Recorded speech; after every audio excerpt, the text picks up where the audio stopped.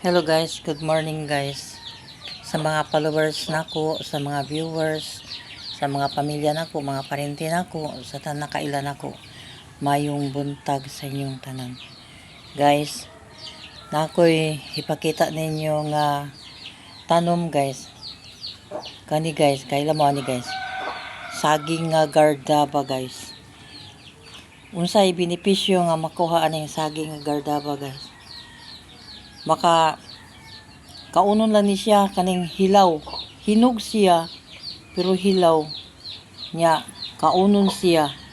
Kaya ang una nga benepisyo ani guys, good for the heart, matambalan ang atong kasing-kasing, makatabang siya sa atong kasing-kasing guys.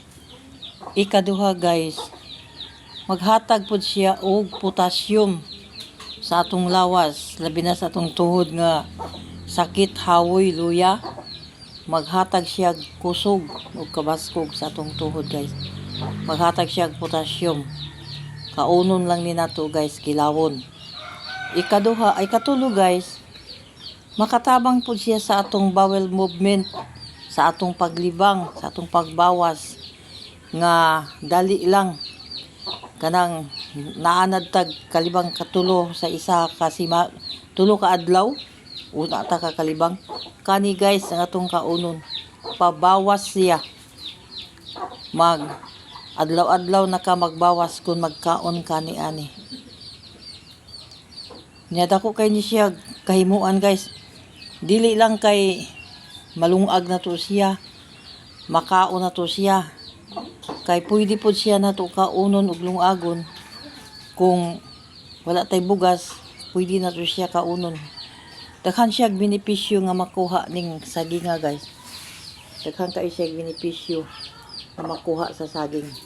Usa din nato kalimtan nga good for the heart, potassium para sa atong tuhod ug pang pabawas sa atong bowel movement, sa atong paglibang. Thank you guys sa inyong pagtan-aw. Salamat ug atong i-try nato nga unsa na to paggamit kay ako kanang wala koy sudan guys.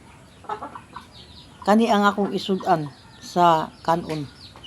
Mukaon ko ni tulo ka buok. O pag resulta dali lang ko makabawas guys. Thank you sa inyong pagtan-aw. Thank you for watching guys. Thank you guys. Salamat sa inyong pagtanaw. Thank you. Salamat.